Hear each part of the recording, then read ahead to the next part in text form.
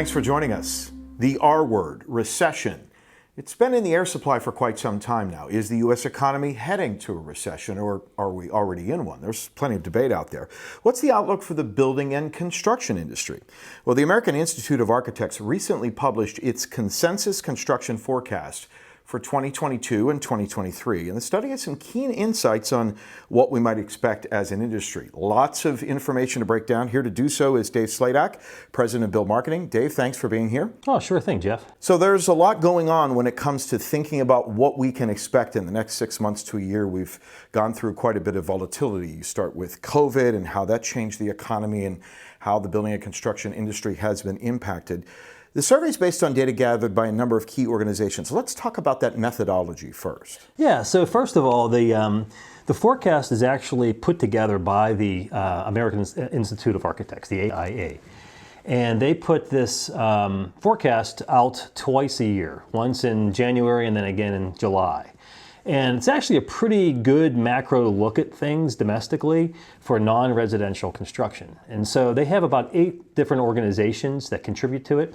So you have your typical financial firms like Moody's and Wells Fargo, but then they marry that with organizations who track forecasting like Dodge Analytics, who does a lot in the industry, in the construction industry, or FMI Corporation, who's a research firm focused just in this category. We use them a lot for our own primary research. So it's an aggregate of 8 different forecasts. So it's a combination of quite a bit of different data, so that's certainly a robust sampling then. As we dive into the data, what does it tell us? Give us a sense of what sectors are expected to see growth based on the survey in the coming year. Yeah, so first of all, like looking at it overall, all we hear in the news today is, and all the macro trends are saying that we're in a recession, we're imminently in a recession, like you said earlier.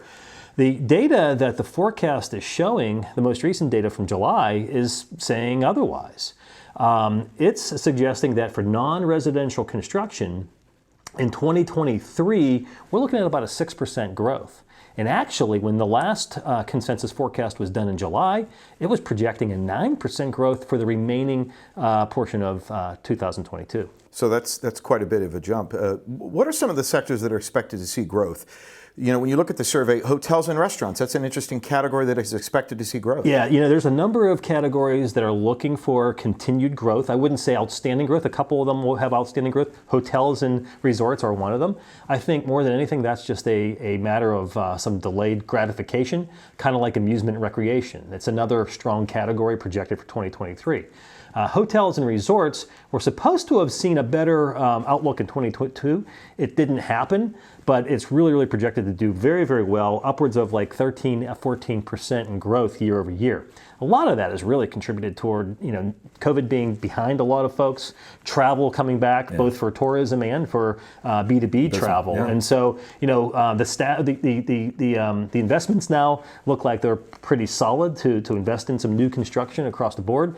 The ongoing challenge, like it is in a lot of these segments, is still staffing and employment because, there's still a workforce need out there. How about the industrial sector? What's the survey saying? Yeah, industrial is going crazy. So the initial forecast for 2022 was supposed to be around 31% growth year over year.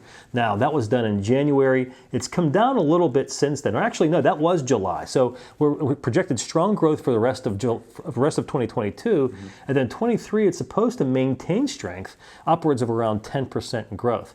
Now, the main reasons that's expected to grow is really the supply chain issues that we've all been faced with here domestically over the last year and a half or so. So what you're seeing now is a continued investment in domestic construction for manufacturing on the industrial side, but also warehousing. A lot of in-home delivery, a lot of supply issues where people want access to supplies instead of relying on supply chains across over oceans. What other sectors is this survey bullish on that stands out to you based on your analysis? Yeah, a couple others. I mentioned amusement and recreation before, and I think that is a delayed gratification. But if you look at some of the investment numbers, it was so low because of COVID that now it's just really jumping. And that's, again, because of renewed confidence. I think people feel feel strong with money in their wallets still, even though there are these recession winds blowing. A couple other ones, healthcare. I mean, healthcare is always strong. I mean, we have an aging population. Combine that with the fact that a lot of the hospital networks are really looking to build more in-community footprints with like mini hospitals and so forth, because traditionally the footprint has been these big hospitals in these metro areas, right? So you're seeing that change. And then last, behavioral health is becoming a bigger, is having a larger emphasis today. And so you're seeing construction around that trend as well. And then there's, approved federal spending too driving it. So what are some of the sectors that probably could still face some challenges or perhaps aren't going to grow as quickly? Yeah, one that's showing some growth potential, about 5% or so, is education, but it's kind of iffy. I think where you're seeing that opportunity is where you have some transition from urban or even suburban to other suburbs and so forth. And then you're also seeing education. The opportunity there is really where you're seeing people moving from California and New York and Chicago or Illinois to other markets. So you're seeing natural growth because populations are expanding. But overall, it's kind of iffy. On the higher ed level, even though a lot of universities have endowments, there's still a lot of questionable outlooks about where enrollment is and so forth, right. And so that's delaying some, or at least causing some concern or question about the level of investment at the higher ed level. And COVID may, in many ways, prevented people, or at least caused people to delay their education. My kids are of college age, and I know many of their friends said, you know what, I'm not going to take the remote thing. I'm going to take a gap year, and so colleges had to stop and think about investing in infrastructure. Yeah, that's right, and they haven't gotten those kids back yet, especially on the undergrad level. Actually, across the board, we're seeing even locally here, some of the colleges and universities that I'm familiar with have had some enrollment challenges coming out of COVID. Yeah. So what about the religious sector? It's interesting to see that it could be impacted negatively, really. Yeah, so that's probably the one with the bleakest outlook. And so there's a combination of factors there. One is, the COVID occurrence, of course, limited participation and physical attendance to various services and so forth. But you also have to look at the macro trend. Less people are religious. I mean, the millennial population, Gen Zers, they just don't have that same commitment to religion. So there's a variety of factors really challenging that sector from a growth standpoint. You'll still find little opportunities here and there. And the other is, you look at offices and retail, you'll find opportunities, but you have to look for them geographically. Again, where the population shifts are, you'll see the opportunities, but there's a lot of open office space right now. A lot of it's being transitioned into apartments and things like that. There's still a positive growth projection for offices, but it's going to be challenging.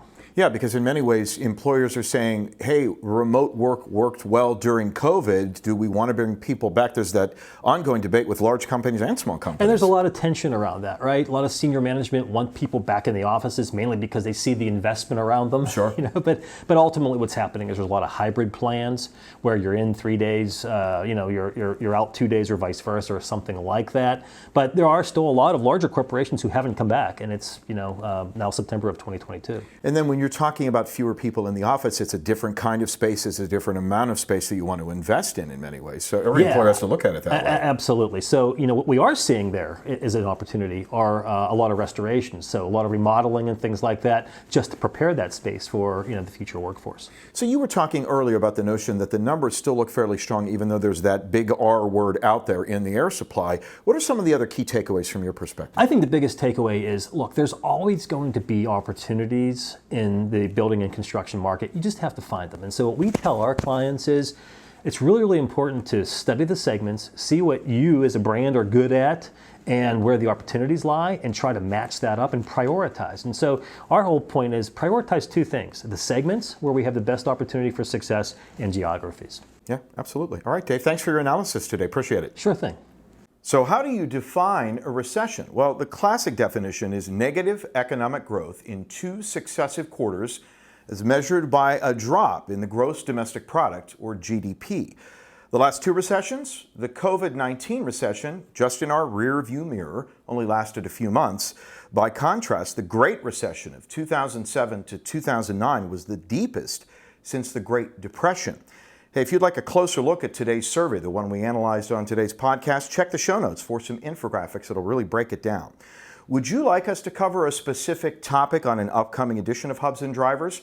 email us at info@hubsanddriverspodcast.com. That's info@hubsanddriverspodcast.com. And make sure to follow us and like us on YouTube or on whatever you listen to your podcasts.